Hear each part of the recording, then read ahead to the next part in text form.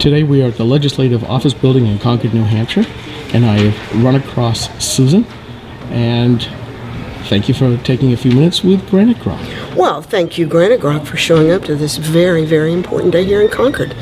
We've never had a day quite like this before in the Second Amendment community, but boy do we today, and we have two bills, believe it or not, going into the Education Committee dealing with firearms. So it's going to be different. And what are these two bills talking about? Two bills this morning.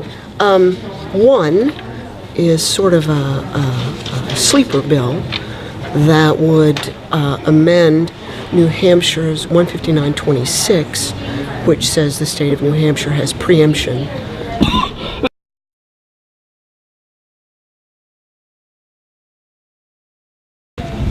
One of them would amend New Hampshire's preemption, which says the state of New Hampshire reserves the right to regulate any and all things firearms, knives, weapons, and so forth. And what she's done very cleverly is to introduce an amendment that would allow school districts, school administrative units, to decide in their own school administrative district or unit what they want to do with firearms. They can ban them, they can allow them, they can do anything they want.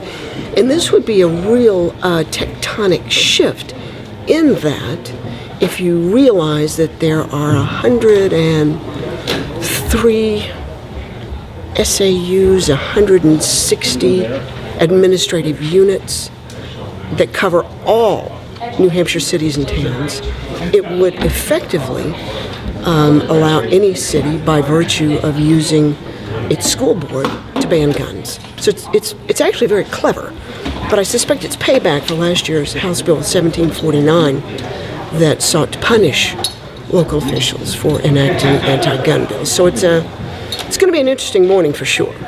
And in effect, it starts the process of decomposing Dillon's rule here in New Hampshire. It does, and maybe they want that as well, although I'm not sure New Hampshire's ready for that. It's such a small state that going home rule may not be in its best interest. But you know what? They haven't put me in charge yet. I wish sometimes that they would. Well, you know, I would for maybe 10 minutes, but there's that.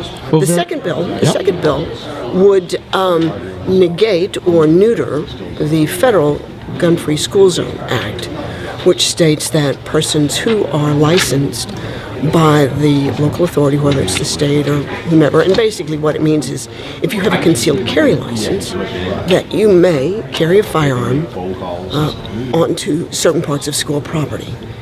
This bill says not so much. So they're interesting back doors into gun control through the Committee on Education, where actually they should be in the Committee on Criminal Justice and Public Safety. And yet, if they do the second, aren't they voiding the idea that federal law preempts state law? Oh my, oh my, oh my. Well, you know, hypothetically, at least as far as the EPA has always been concerned, states can always enact something more stringent. But they are absolutely overruling federal preemption on firearms. Okay. Well, Susan Olsen, thank you very much for taking a few minutes with Granite Grok. Thank you for being here. Great hat. Thank you.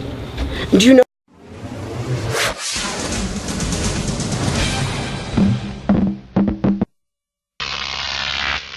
Grok TV.